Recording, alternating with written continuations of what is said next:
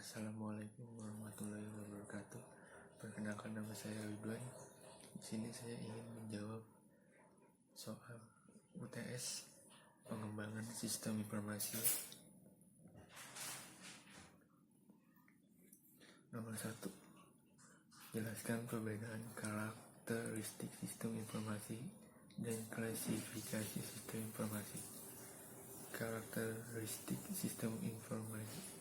Sistem adalah sistem yang mempunyai komponen-komponen batas sistem, lingkungan sistem, penghubung, masukan, keluaran, pengolah, dan sasaran. Klasifikasi sistem informasi adalah suatu bentuk kesatuan antara satu komponen dengan satu komponen lainnya, karena tujuan dari sistem tersebut memiliki akhir tujuan yang berbeda untuk setiap perkara atau kasus yang terjadi dalam setiap sistem tersebut, sehingga sistem tersebut dapat diklasifikasikan menjadi beberapa sistem, diantaranya yaitu sistem abstrak dan sistem fisik, 2 sistem deterministik dan sistem probabilistik, 3 sistem terbuka dan sistem tertutup, 4 sistem alamiah dan sistem buatan, 5 sistem sederhana dan sistem kompleks. Nomor 2. Siapa saja yang termasuk tim pengembang? 1. Analis sistem, bertanggung jawab atas penelitian, perencanaan, pengkoordinasian, dan merekomendasikan pemilihan perangkat lunak. 2. Programmer. 1. Tugasnya mendefinisikan kebutuhan, 2. Merancang tampilan program, 3. Menulis kode program, 4. Melakukan debug program, 5. Menguji program. Network system bertanggung jawab terhadap desain jaringan, teknisi hardware, personal yang menetapkan konfigurasi hardware yang tepat agar dapat bekerja secara optimal.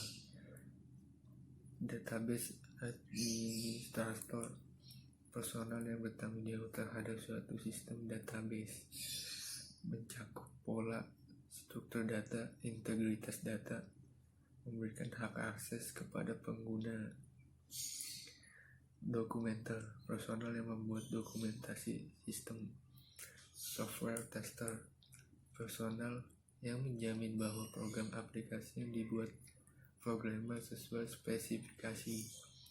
Web designer, personal yang memiliki keahlian dalam mendesain untuk aplikasi berbasis grafik user interface. Konsultan, tugasnya adalah memberi masukan atau saran akan pengembangan suatu sistem dengan software database tertentu. User, sebagai end user, sebagai operator, dan user manager yang mengawasi pekerjaan. Manajemen, memegang peranan penting dalam menyetujui rencana pengembangan sistem dan penyediaan dana. Nomor 3. Jelaskan tahapan-tahapan di dalam SDLC. 1. Inisiasi. Tahap inisiasi menjadi tahapan SDLC yang pertama. Biasanya tahapan ini ditandai dengan adanya pembuatan proposal tentang proyek perangkat lunak.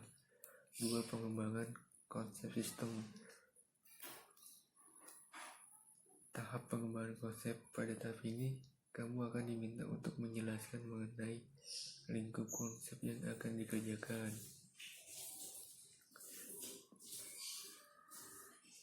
3. Sistem planning. Tahapan ini lebih menekankan aspek feasibility study, yakni studi kelayakan pengembangan sistem.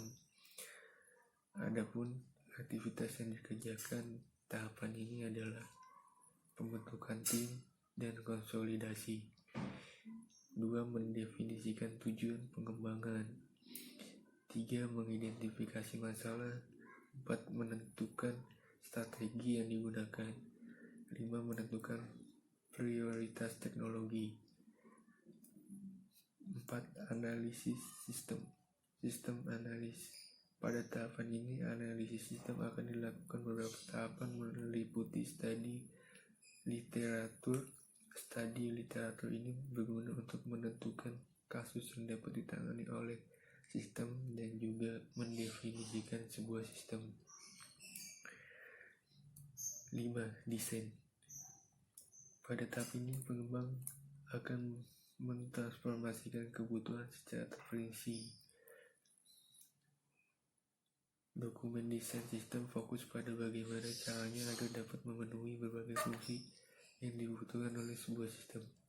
6. Perancangan sistem. Pada tahap ini, fitur-fitur dan operasi pada sistem dideskripsikan secara mendetail dengan aktivitas analis interaksi objek. 7. Pengembang. Tahap pengembang yakni mengubah perancangan ke sistem informasi yang kompleks. 8. Integrasi dan pengujian. Tahap integrasi dan pengujian. Pada tahapan ini, pengembang akan mempresentasikan sistem perangkat lunak yang telah memenuhi keadaan. 9. Implementasi.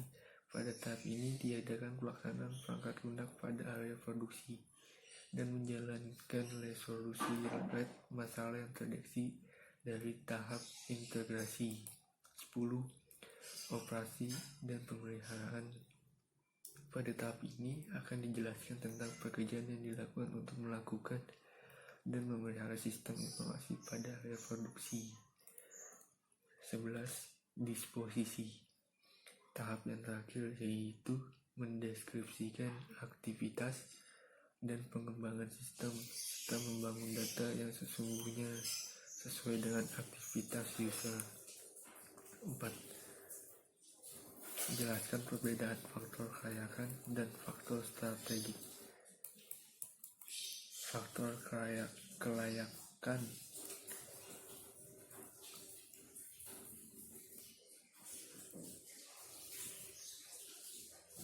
Suatu sistem yang diusulkan harus layak, yaitu sistem ini harus memenuhi kriteria sebagai berikut: kelayakan teknis, kelayakan ekonomis, kelayakan legal, kelayakan operasional, dan kelayakan rencana. Faktor-faktor strategis yang berkaitan dengan pendukung sistem dari sasaran bisnis dipertimbangkan untuk setiap proyek yang diusulkan. Selain layak, proyek sistem yang diusulkan harus mendukung faktor-faktor strategis seperti produktivitas, diferensiasi, dan manajemen. 5. Jelaskan tahapan analisis sistem. Mengidentifikasi masalah. Identifikasi masalah merupakan langkah awal dari analisis sistem. Tahapan ini didefinisikan masalah yang harus dipecahkan. 2. Memahami kerja sistem yang ada. Langkah ini dilakukan untuk mempelajari bagaimana sistem yang sudah ada berjalan. 3. Menganalisis sistem berdasarkan data yang sudah diperoleh, peneliti yang sudah dilakukan untuk mendapatkan masalah yang akan dipecahkan. 4. Membuat laporan. Tujuan utamanya adalah sebagai bukti secara tertulis tentang hasil analisa yang sudah dilakukan. Sekian, terima kasih. Wassalamualaikum warahmatullahi wabarakatuh.